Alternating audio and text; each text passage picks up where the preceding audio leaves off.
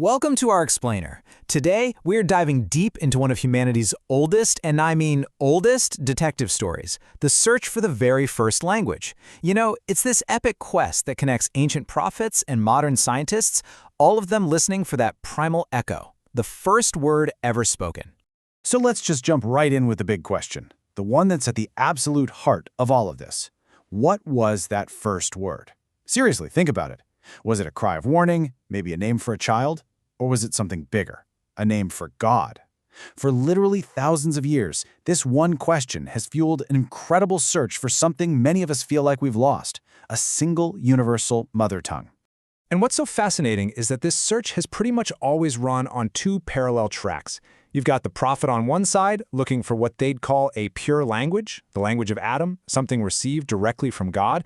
And then on the other side, you've got the linguist, who's more like a detective, sifting through the fossil record of words, trying to piece back together a mother tongue using science. Two totally different approaches, but believe it or not, they're both chasing the exact same ghost. All right, so if we're going to go searching for this thing, we have to ask ourselves, what would a perfect original language even be like? I mean, what qualities would it have that our languages today have supposedly lost? Well, the ancient philosophers had some really strong ideas about this. This takes us all the way back to Plato and a huge debate. Are words just totally random? Is a rock called a rock just because we all decided to call it that?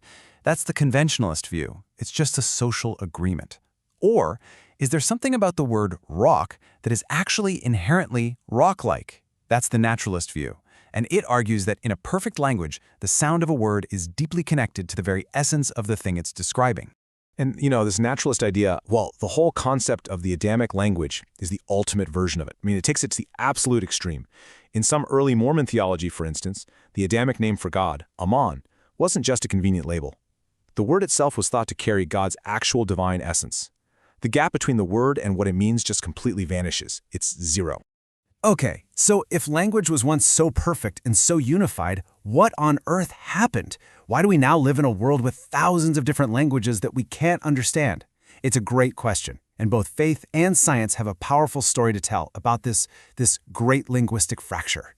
So first, we have the theological explanation, and it's probably the most famous story about language in the whole world, the Tower of Babel. The story in Genesis goes that all of humanity was united by one language, and, well, they got a little arrogant. So as a divine judgment, God instantly shattered their one language into many, scattering them all across the face of the earth. And what's wild is that science has a parallel story. Linguists call it linguistic drift, but you can really just think of it as the Babel effect happening in super slow motion. See, when a group of people gets separated from their main tribe, say by a new mountain range or an ocean, their language just naturally starts to change. Vowels shift a little, some consonants get softer, and after a few hundred years, boom, they can't understand the people they left behind anymore. It's the same result as Babel, just driven by time and geography instead of a lightning bolt from heaven. So the next logical question is, how do you fix it? How do you reverse this fracture? If language was broken apart, either by divine will or just by time and distance, how in the world do you even begin to put it back together? Well, the scientific approach really kicked off in the late 1700s. A guy named Sir William Jones noticed these absolutely shocking similarities between Sanskrit in India, ancient Greek, and Latin. They were too similar to be a coincidence. And that discovery led to the idea of a common ancestor, which we now call Proto-Indo-European. And that just lit a fire under everyone. If we can trace this big language family back, maybe, just maybe, we can trace all language families back to a single original mother tongue.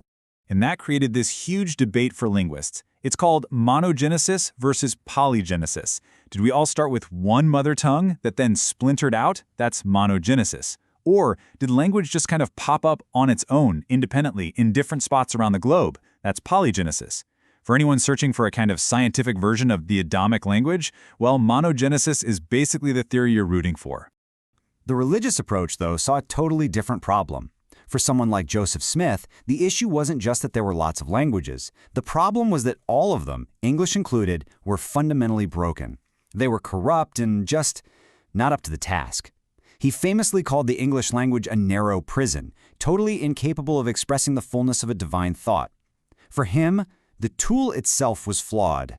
So his proposed solution was this radical reimagining of how language could even work. He talked about a grammar of God, where a single character could hold these incredible layers of meaning. Think of it like a cosmic zip file, this amazing form of data compression. The first degree is just the simple literal meaning. But by the time you get to the fifth degree, you've unpacked that single character into a concept so huge, so cosmic, it could take a full page of our English text just to explain it. Now, this is where it gets really interesting. This ancient, almost mystical search for a perfect language has a surprisingly modern echo. That dream of a universal, perfectly logical language, well, it didn't die out. In fact, in a way, we actually built it. Way before computers, a philosopher named Leibniz had this dream of a universal language, one so logical that any argument could be settled just by saying, "Let us calculate." He never found it, but today, we have it. It's binary code, just two symbols, 1 and 0. That's it. This is literally the foundation of our entire digital reality. Every email you send, every video you watch, even these slides you're looking at right now, it's all built from this one simple universal language. It's kind of like a mechanical version of that old Adamic idea, a single underlying simple truth that can be expressed in an infinite number of complex ways. And all of this leads to a pretty mind-bending thought experiment. What if we actually did it? What if we recovered a true, pure language? A language where your words and your intent were inseparable.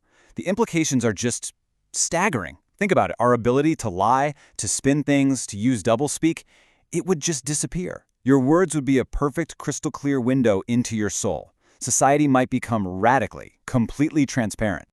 So as we wrap this up, the real takeaway from this ancient search isn't just about history or linguistics. It really forces us to ask a deeply personal question. You see, the quest for the Adamic language, it's really a quest for perfect honesty. And it leaves us with this one final thought. If our words always and without fail revealed our truest intent, how would you speak differently, starting right now?